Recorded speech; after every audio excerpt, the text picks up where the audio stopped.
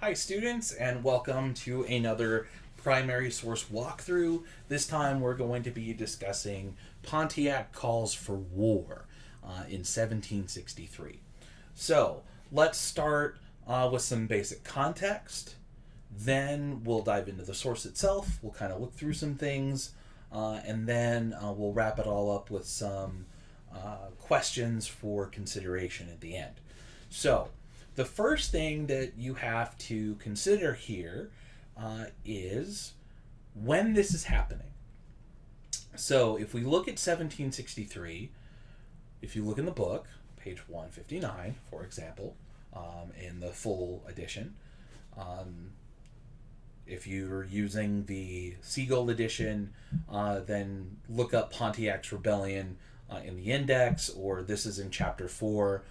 Look for the subtitle Pontiac's Rebellion, and you'll see it. So this is coming at the end of the 7 Years' War. A massive battle, or the French and Indian War, if we go by its more well-known name.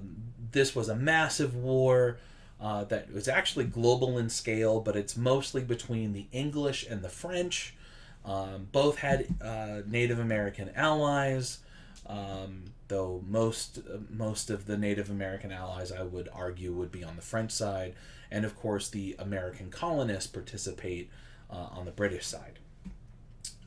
This is happening in the Ohio River Valley, so kind of the Great Lakes region, if you want to think about it. There's a good map on 159, 158, somewhere in there, that'll show you where precisely this is taking place. And here we have a Native American. He is from the Ottawa tribe, and he is going to rally his people to war. And what's really interesting about this source is it draws on some kind of religious inspiration. And some kind of, I should have rephrased that. It draws on religious inspiration. So one of the things that, the book will help you understand is who Naolin was.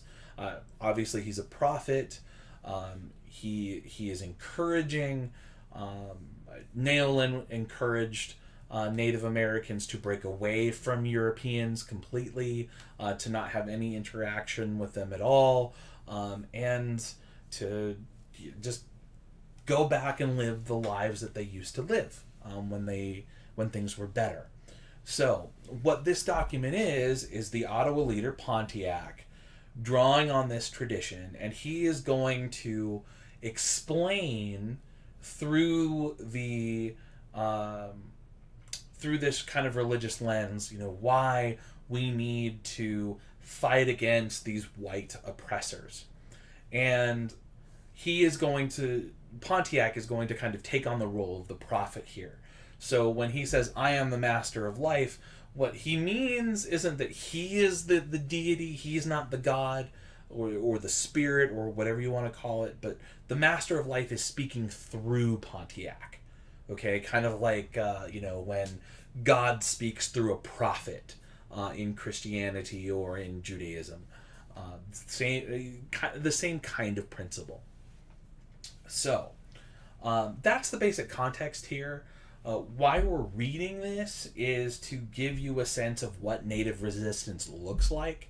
So, if you're writing an essay about what are Native and European colonist relations like, this is evidence of what natives thought, one group of natives thought, after the French and Indian War.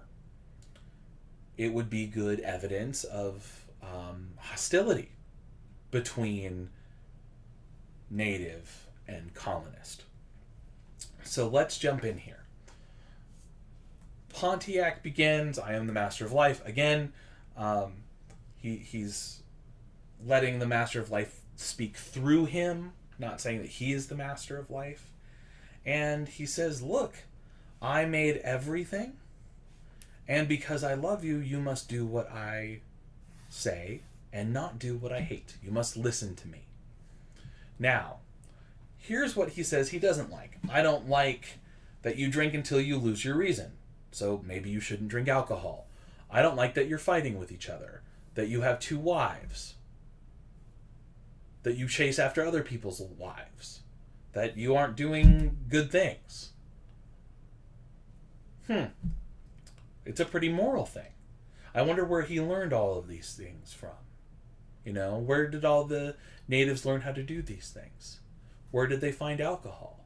Where did they decide that they needed to fight with each other?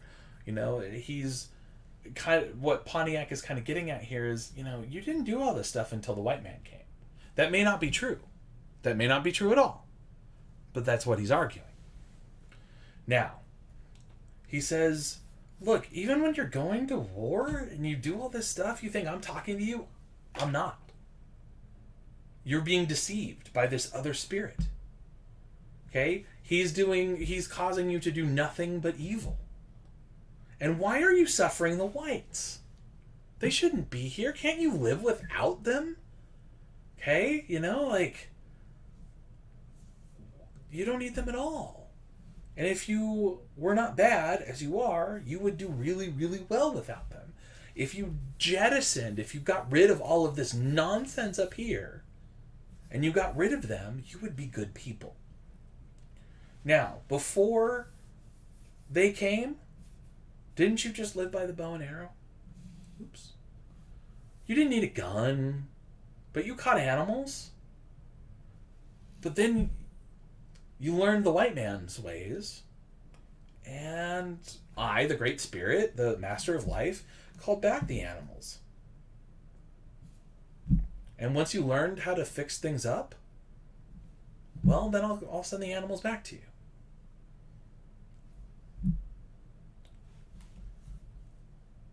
He says, look, I don't want you to suffer. I don't want you to struggle. And I don't want you to struggle amongst yourselves. The other tribes, they know you. They know me. I give them everything that they need. All you've got to do is come back and kind of recapture this old way of life that you've lost because of the white man's influence. As I say in my notes here, it's almost like a reform movement. It's like, well, let's get rid of all of this new stuff, all of these new innovations that have made our culture bad, and let's go back to the old ways. Because if we go back to the old ways, then we know that we can be successful because things were good back then. They're not good now, but we know they were good back then. So if we just go back to the way things were before, everything will work out. So he goes on, just shortly, and he says, those who have come to trouble your country, kill them. Get them out of here. Drive them out, make war on them. I don't love them. They don't know me. They are my enemies.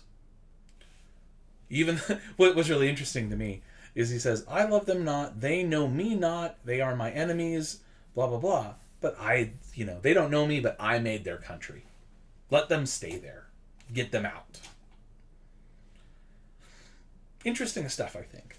So, what we have here is we have kind of a statement of purpose, so to speak. This is why we are rebelling. We are fighting against these British colonizers.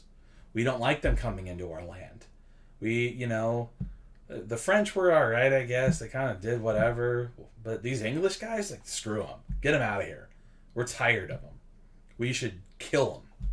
And we should kill them until they decide to leave. And then we can go back to the old ways. And when we go back to the old ways, life will get better again.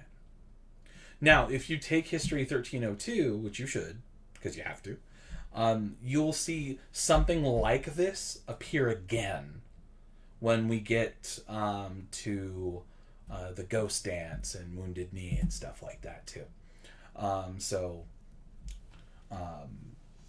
Just keep that in the back of your mind. Now, as far as questions for discussion, do some thinking here. Think about, do you really think that this is a reform movement? What are some of the things, what are the motivations here? What about this kind kind of surprises you or shocks you, those sorts of things. Why do you think that Pontiac is drawing on a prophecy from another religious guy, Nayland, another Native American, to be sure, but why do you think that that is so powerful? Why do you think that that could be so convincing? What do you think the result of the rebellion was? You can read it in the textbook, but you can try to guess based on this. You could think about, well, would you be drawn to it? Stuff like that. You can come up with your own questions. I think I'm confident that you will come up with questions that I'm not even thinking of right now, because it's 8:45. This is the third one in a row I've done, and I'm getting tired. So think about that.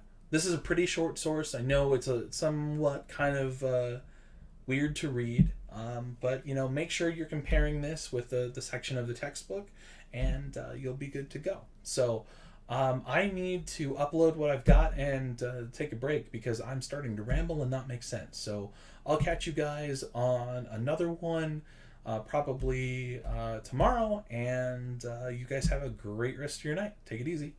Bye.